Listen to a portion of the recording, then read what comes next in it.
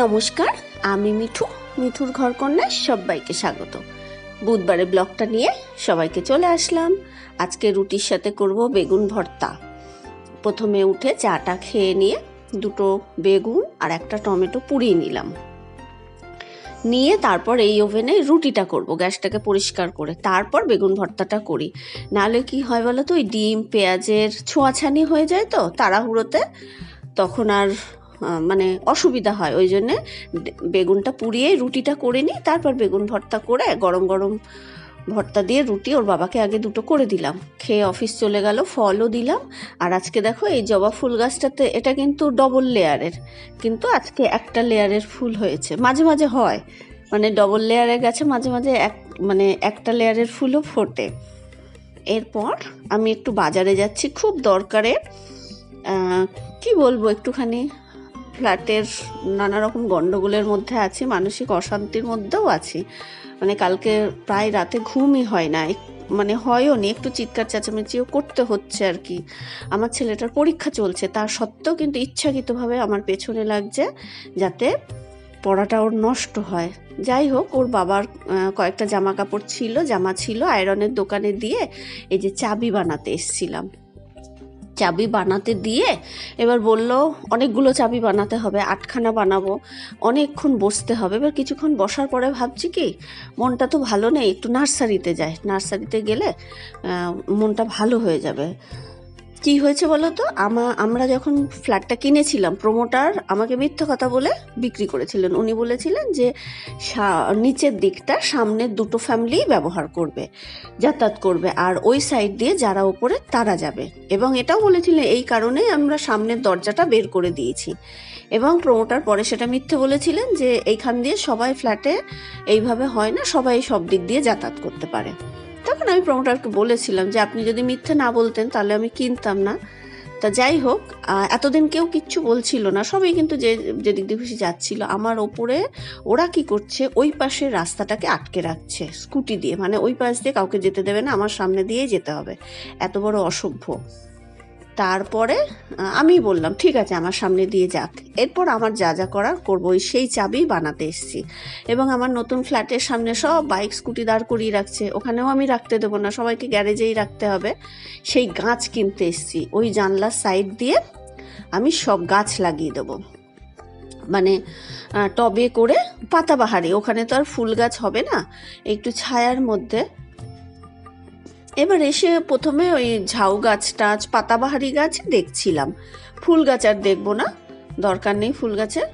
এবার নানান ধরনের পাতাবাহার দেখছি, কোনোটার সবুজের মধ্যে মানে পাতা লাল হয়, একটা আছে টেবিল কামিনী, অনেক ধরনের গাছ দেখালো। এবার অত মনেও থাকে না। তারপর ঝাউ গাছ দেখালো, এগুলো সব দেখছি, জবা।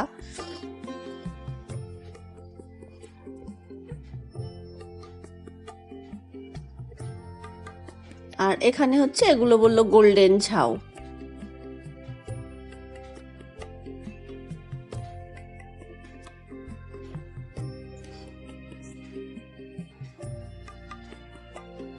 তা মোট আমি 7টা গাছ নিলাম, 7টা গাছ আর 1 প্যাকেট সার মিলে হলো 1010 টাকা। 10 টাকা নিলেন না, পুরো 1000 টাকা। এটা কিছুটা না জেদের বসেই কিনলাম, যে আমি যদি প্রাইভেসিটা না পাই, আমার সামনে তো আমি রাখতেই দেবো না, ওখানে তো আর রাখার জায়গা না।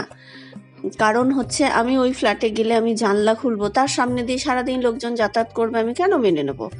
সবাই সেটা আমাকে সাপোর্টও করছে, বলছে তুমি সবাইকে চাবি দিয়ে দাও এবং সবাইকে বলবে সব সময় তালা থাকবে। যে কারণে ওই চাবি বানাতে এসেছিলাম। এসে তারপরে দেখো এই গাছগুলো, মানে নার্সারিতে গেলে যে ফুল তুমি অনেক দেখতে পাবে, বাড়িতে নিয়ে আসার পরে সেই ফুল কিন্তু তুমি অতটা পাবে না। তারপরে এই বগেনভিলিয়া নিলাম, দুটো নিলাম, উনি বেছে বেছে দিলেন। এই নার্সারির দাদাই আমার বাড়িতে গিয়ে টবের মানে মাটি টাটি ঠিক করে এসছিলেন। তার বগেনভিলিয়াগুলো নিল 200 টাকা করে, ঝাউ গাছগুলো 100 টাকা করে, আর কি কি যেন ছিল, ও যে আর দুটো পাতাবাহার, এগুলো 150 টাকা করে, এই যে স্পাইডারের মতন দেখতে।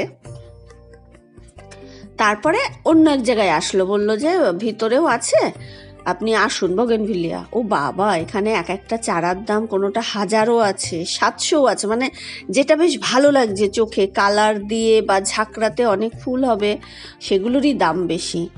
এইগুলো এখানেও দেখলাম বেশ অনেক পাতাবাহার আছে।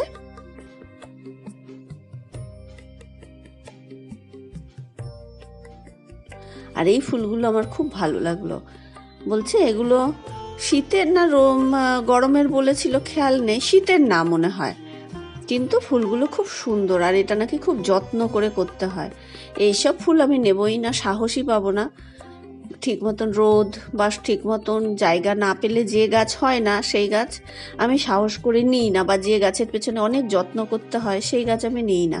আমার বগেনভিলিয়া না খুব ভালো লাগে যদি ফুল হয়, কিন্তু জানি না, আমার তো একটা গাছ আছে, ডাল বড় হয়ে যাচ্ছে, তো উনি বললেন আবার কেটে দিন। আর এই কালারটা যে এত সুন্দর লাগছে দেখো, সাদাটা সাদার মতন সুন্দর, গোলাপিটা গোলাপির মতন সুন্দর।